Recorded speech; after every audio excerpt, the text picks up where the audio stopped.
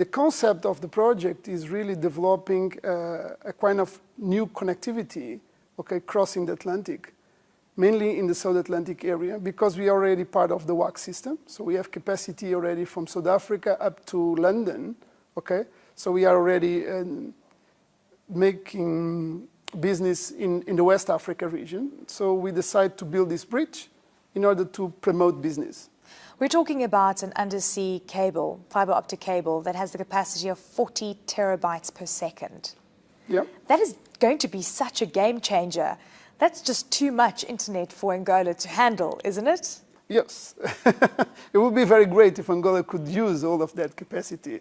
It will be meaning that the ecosystem of the internet in Angola is completely crazy. Just for you to get an idea, the North Atlantic are using about 30 tera of capacity today. So we are not going to use all that capacity. Just the North Atlantic is using 30? Yes, about. You're bringing in 40? Yes. Just on one undersea cable into Angola? It's because the new technology is around, okay? And it does make sense to install a less capacity than that in terms of the technology. Of course, the cable is not only to support Angola development, but also to support African development. So the submarine cable system around Africa is developing a lot. And with this new connectivity, we will be able to having connections direct from Africa to North America that we don't get before.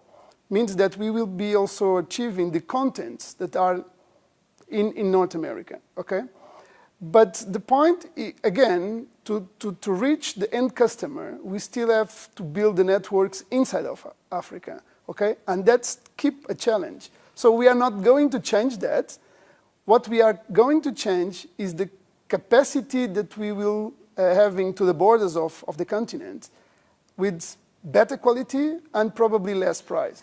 You're spending $300 million on this. How much money do you think it's going to take to get this internet, this capacity that you've now brought to the West Coast and into the rest of the continent? If you don't have the capacity, the price of that will be huge.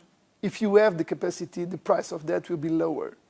In Africa, a mobile company, okay, have to pay generators in every stations that they have, and they have to pay guards, okay, to take care about the generators and the diesel that we put on that particular network. So operating a network in Africa is not an easy task, and it's also not a cheap task. And probably that's the reason why the prices for the last mile are so high, okay?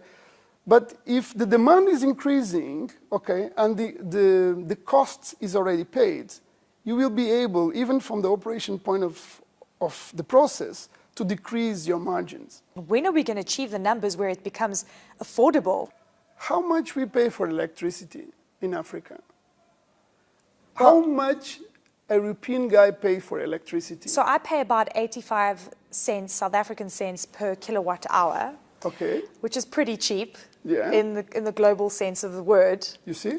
So it means that for us in Angola, for example, a lot of people in Angola, they don't even have electricity. But they've got internet and data. But they have internet at home.